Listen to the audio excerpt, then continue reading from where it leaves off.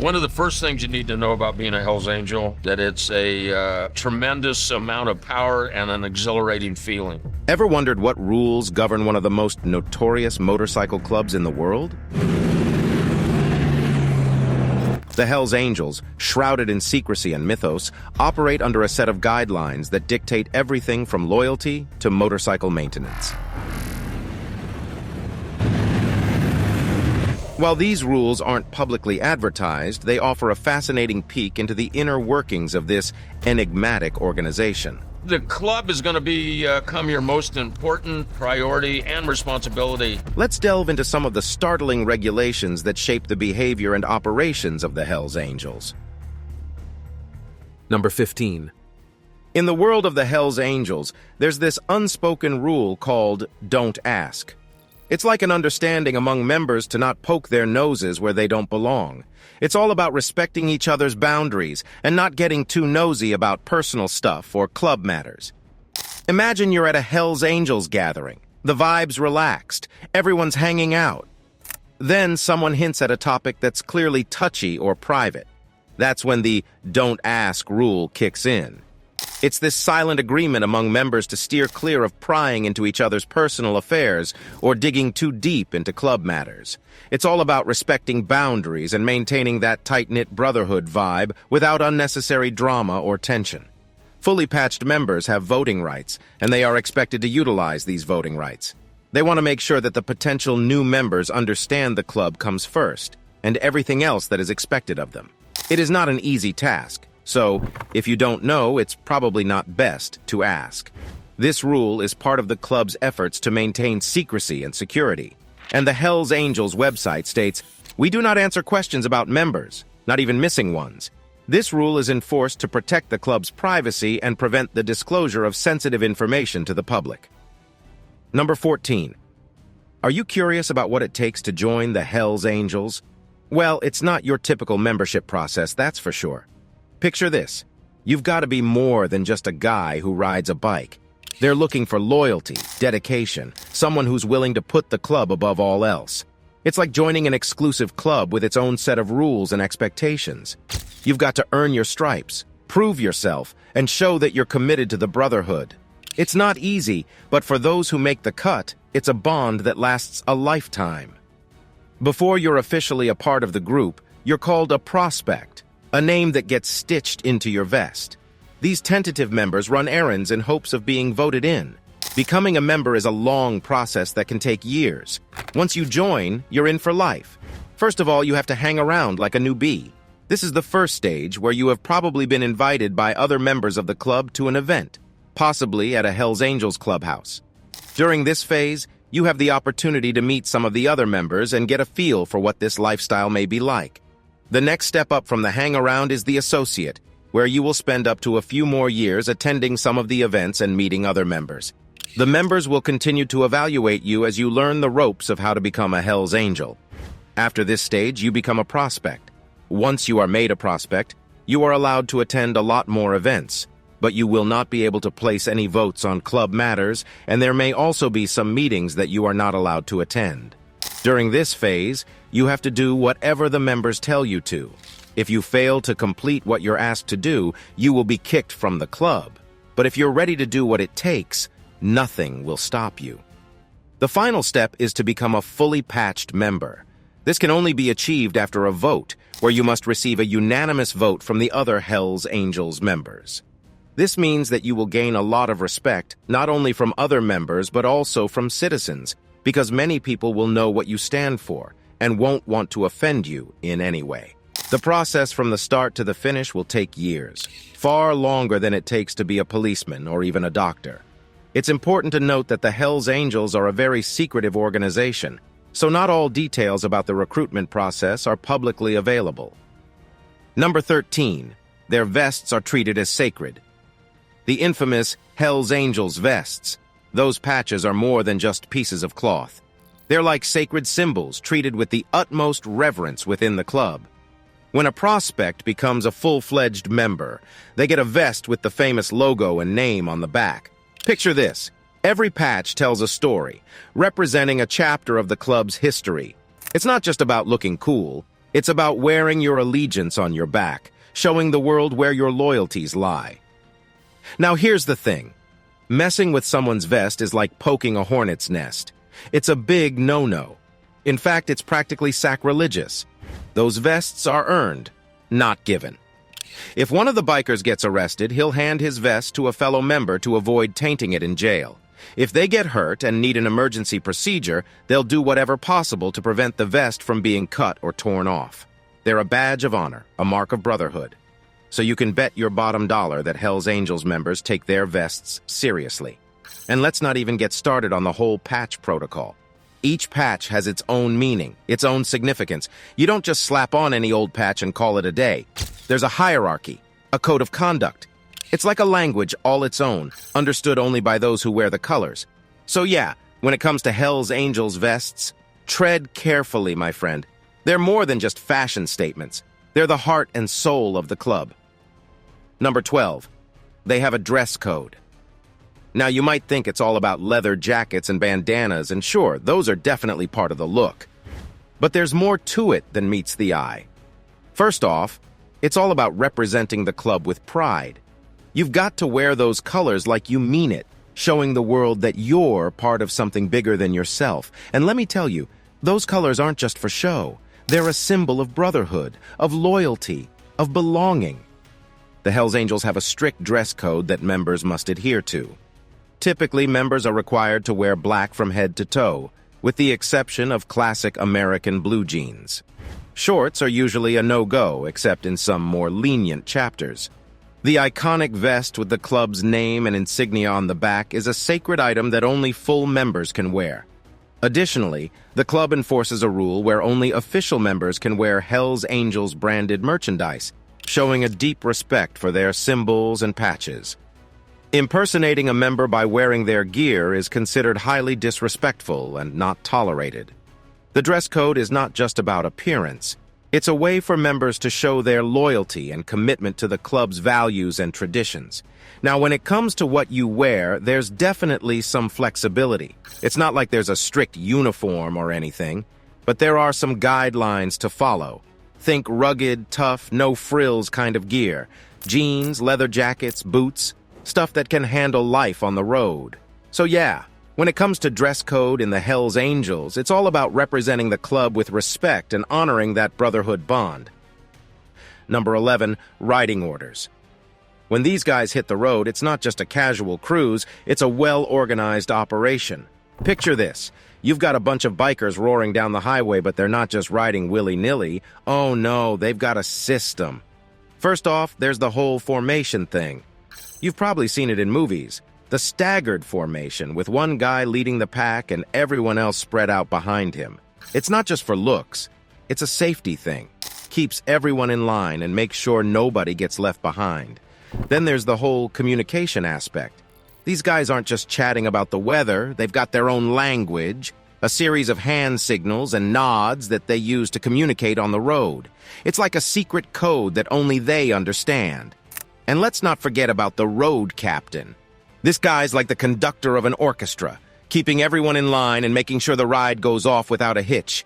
He's the one calling the shots, making split-second decisions to keep the group safe and on track. As they increase in rank and seniority, they move up in the line. The road captain and charter president remain at the front of the group. From there, the bikers align based on seniority and rank. The older members will stay closer to the front, followed by newer members and ending with prospects in the back. So yeah, when it comes to riding orders in the Hells Angels, it's all about organization, communication, and teamwork. It's like a well-oiled machine cruising down the highway with military precision. So, when it comes to the Hells Angels, they've got their own set of rules that members live by. It's kind of like their code of conduct, you know? First off, loyalty is huge. These guys stick together through thick and thin, and that loyalty to the club comes above pretty much everything else. Take a look at the picture. One can depict that even if ladies are not part of the club, that doesn't mean ladies don't play a role. They might not be official members, but they're often part of the scene, you know? They're like the backbone, supporting the club in various ways, whether it's through organizing events, handling business stuff, or just being there for the guys. This is the level of the brotherhood in the Hells Angels. This and many other rules you will see in the next video. Number 10. No contact with other clubs. Here's the deal with the Hells Angels and their rule about not fraternizing with other clubs. It's kind of like high school cliques, but with motorcycles and a whole lot more leather. See, the Hells Angels are all about loyalty to each other and to the club. They have this tight-knit brotherhood thing going on, and they take it seriously. So when it comes to hanging out with other motorcycle clubs, it's a big no-no. Think about it like this. You've got your crew, your brothers, and you're all in it together. They have each other's backs no matter what. Now imagine bringing in some outsiders. It's like inviting a stranger to your family dinner. You just don't do it. Plus, there's this whole territorial thing. Each club has its own turf, its own territory, and crossing those lines can lead to some serious trouble. It's like stepping on someone else's toes, except instead of toes, it's motorcycles. And instead of a polite apology, it's, well, you get the idea. Like most biker clubs, the Hells Angels are exclusive and don't particularly like other clubs. If you want to join, you'd better not have any contact at all with other clubs. Even just having a friend who's a member of a different motorcycle club is a problem, and if they find out, there's no way they'll let you join. So when it comes to the Hells Angels and other clubs, it's best to keep your distance. Stick with your crew, respect the boundaries, and ride on. Number 9. No cops allowed. One of the strict rules within the Hells Angels is the prohibition of any law enforcement officers, including cops and prison guards, from joining the club. This rule extends to all forms of law enforcement, even retired officers. The club maintains a deep-seated aversion to having any affiliation with individuals who have worked in law enforcement. Think about it. You're part of this tight-knit brotherhood, and suddenly there's a cop in the mix. It's like inviting the fox into the henhouse. Sure, they might say they're just there to hang out, but who knows what they're really after? So this strict policy reflects the club's desire to maintain independence and distance from the authorities, fostering a sense of loyalty and solidarity among its members. The Hells Angels prioritize a code of conduct that emphasizes loyalty to the club above all else, and the exclusion of law enforcement personnel aligns with their commitment to their unique brotherhood and values. Plus, there's the whole confidentiality thing. The Hells Angels have their own way of doing things, and they like to keep their business their own business. Having a cop around is like having a spy in the ranks. You never know who they're reporting back to or what information they might be gathering. According to the United States Sun, there's a good reason for this rule. There's a code of silence, so if there are any illegal activities going on within the Brotherhood, they are not to be discussed. Obviously, this could get a cop into serious trouble, so they are simply banned from becoming members. So, when it comes to the Hells Angels and cops, it's a pretty clear-cut rule. No badges allowed. It's not personal. It's just business, brother. Number 8. The Golden Rule. The Golden Rule of the Hells Angels. You could say it's like their North Star, guiding everything they do. Picture this. You're out on the open road with your crew, wind in your hair, rumble of the engines beneath you. In that moment, the Golden Rule is what keeps you all together. So what is it exactly? Well, it's pretty simple, really. Loyalty above all else. These guys live and breathe loyalty to each other and to the club. It's like a bond that can't be broken, no matter what life throws their way. Think of it like a pact, a promise to always have each other's backs. When one of them falls, the rest are there to pick him up. When one of them needs help, the rest come running.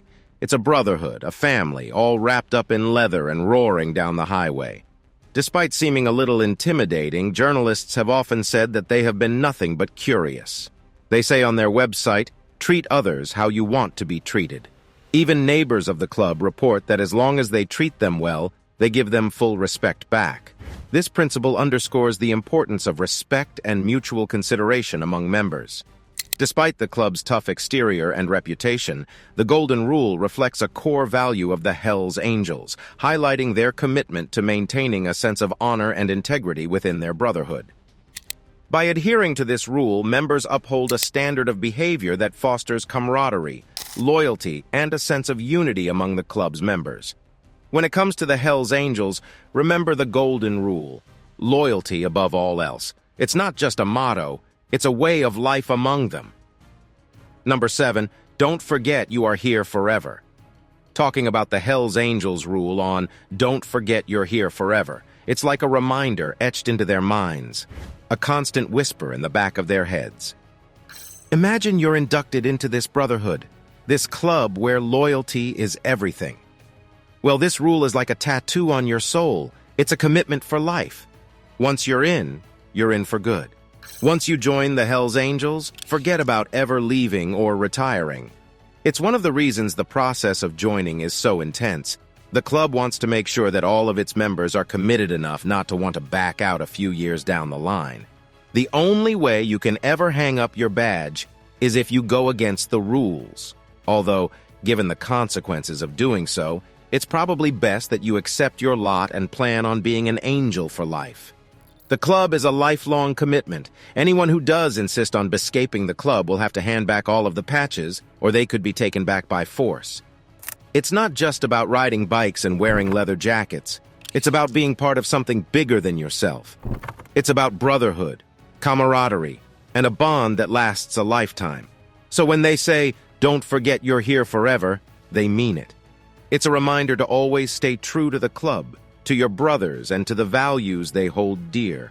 Once a Hells Angel, always a Hells Angel. That's just the way it is. Number 6, no girls or law allowed. Now you might be thinking, why no ladies? Well, it's not about being exclusive or anything like that. It's more about maintaining that brotherhood vibe, you know? These guys are like a pack of wolves, and adding a lady to the mix could throw off the dynamic. Women are generally not full-patch members of the Hells Angels, as the organization is predominantly male-oriented, with no women allowed to join as full members. While women can be active in the club's community and participate in activities, it is uncommon for them to ride their own bikes or hold full membership status. The Hells Angels have a history of being an organization primarily of white men, with strict membership processes that have traditionally excluded women from becoming full-patch members.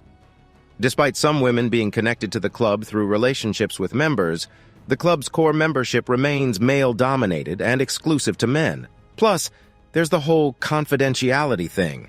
The Hells Angels have their secrets, their rituals, and their business to take care of. Having ladies around could complicate things, make it harder to keep those secrets under wraps. But don't get it twisted. It's not like they're anti-women or anything like that. It's just a rule they've got to keep the clubhouse a guys-only zone. Besides, the ladies have their own clubs and their own scene, so it's not like they're missing out on the fun. Women play an integral and essential role in making the club run, but cannot be voted in as official members. Though women aren't technically in the club, they do play a major role in it. Many of the Hells Angels have wives and families. If he's going to be a part of the crew, then his partner has to understand the commitment and be okay with the lifestyle and all that comes with it. When it comes to the Hells Angels and ladies, it's a simple rule. What happens in the clubhouse stays in the clubhouse, and that includes keeping the ladies on the outside looking in. Subscribers pick. So when it comes to the Hells Angels, they've got their own set of rules that members live by. It's kind of like their code of conduct, you know? Take a look at the picture. One can depict that even if ladies are not part of the club, that doesn't mean ladies don't play a role. They might not be official members, but they're often part of the scene, you know? They're like the backbone, supporting the club in various ways, whether it's through organizing events, handling business stuff, or just being there for the guys. This is the level of the brotherhood in the Hells Angel. Number 5, the code of silence is mandatory. The Hells Angels enforce a strict code of silence rule within their organization, where certain topics, especially illegal activities, are strictly avoided in official discussions and club meetings. Picture this. You're out on a ride with your brothers, wind in your face, freedom at your fingertips. In those moments, you share a bond that's unbreakable. That's where the code of silence comes into play. It's like having a vault in your mind, where you lock away all the club's secrets, all the memories you've shared. Whether it's a late-night rendezvous or a deal gone sideways, you keep it locked up tight, never to be spoken of outside the brotherhood. This rule is crucial to maintain the club's security and reputation, as members are prohibited from discussing any illegal activities that could tarnish the club's image. Despite not considering themselves a criminal organization, The Hells Angels acknowledge that some members may engage in unlawful activities, leading to the necessity of this code of silence to protect the club from legal implications and maintain a veil of secrecy around such matters. This rule contributes to the club's reputation for being difficult for law enforcement to infiltrate due to the highly effective barriers created by their strict rules and structured hierarchy. And let's not forget about the consequences of breaking that code. These guys don't mess around when it comes to loyalty. If someone blabs, well, let's just say they won't be welcome at the clubhouse anymore. Number 4. They all pull over together. Let's talk about the Hells Angels rule on pulling together. It's like their version of all for one and one for all, but with a bit more leather and a lot more horsepower. When you're part of the Hells Angels, you're not just a lone wolf, you're part of a pack. And when the going gets tough, that pack mentality kicks in big time. It's like they're all in this together no matter what. Picture this. You've got a brother who's down on his luck. Maybe his bike broke down or he's going through a rough patch. Well, you better believe the rest of the crew is going to rally around him, offering up support, lending a hand, whatever it takes to get him back on his feet. And it's not just about helping out when times are tough, it's about celebrating the victories, too. Whether it's a successful ride, a big win at a rally, or just kicking back and enjoying some cold ones, they do it together as a team. The Hells Angels believe that when one member gets pulled over by the police or faces motorcycle issues, all members pull over together in a show of solidarity, demonstrating their unity and brotherhood. This practice not only maintains order within the group, but also sends a strong message of support and protection for all members while out on rides. The act of pulling over together is a symbolic display of how the Hells Angels consider themselves a large family, standing together in times of need and adversity. This rule reflects the club's commitment to loyalty, unity, and mutual support among its members. When it comes to the Hells Angels and pulling together, it's more than just a rule. It's a way of life. It's what keeps their brotherhood strong and their bonds unbreakable, no matter what life throws their way. Number 3. No talking to the media. You see, these guys are all about staying under the radar, keeping things on the down low. They're not exactly keen on having their business plastered all over the front page of the newspaper, if you catch the drift. So when it comes to the media, they've got a pretty simple rule. Just don't talk to them. It's not like they're trying to be rude or anything. They're just protective of their club, their brothers, and their way of life. They have a strict rule against talking to the media, emphasizing secrecy and confidentiality within their organization. Members are forbidden from engaging with the media to maintain the club's privacy and protect their activities from external scrutiny. This rule reflects the club's deep-rooted culture of discretion and loyalty, where information about members is closely guarded and not shared with outsiders. By avoiding interactions with the media, Hells Angels uphold a code of silence that reinforces their unity and commitment to their brotherhood, ensuring that internal affairs remain within the club's confines. When it comes to the Hells Angels and the media, it's best to keep your lips sealed and let the bikes do the talking. After all, actions speak louder than words, right? Number 2. Illegal substances are not allowed. Just because they live a free life doesn't mean that they can do whatever they desire. Hells Angels are committed to keeping it clean, including strict rules against using illegal drugs. Breaking this rule means immediate ejection from the group. The Hells Angels strictly prohibit any form of substance abuse within their organization, emphasizing a zero-tolerance policy towards illegal substances. Members are expected to adhere to this rule to maintain the integrity and reputation of the club, ensuring that activities within the group remain free from the influence of drugs or other illicit substances. This strict stance on illegal substances reflects the club's commitment to upholding a certain standard of behavior and conduct among its members, reinforcing the image of the Hells Angels as an organized and disciplined group. So yeah, when it comes to the Hells Angels and illegal substances, it's pretty straightforward. Just don't do it. It's not worth the risk, and it's definitely not worth compromising their reputation or their brotherhood. Number 1. Members must attend club meetings.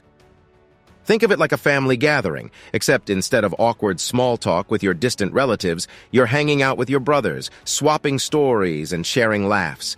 It's all about staying connected, staying in the loop, and strengthening that bond of brotherhood.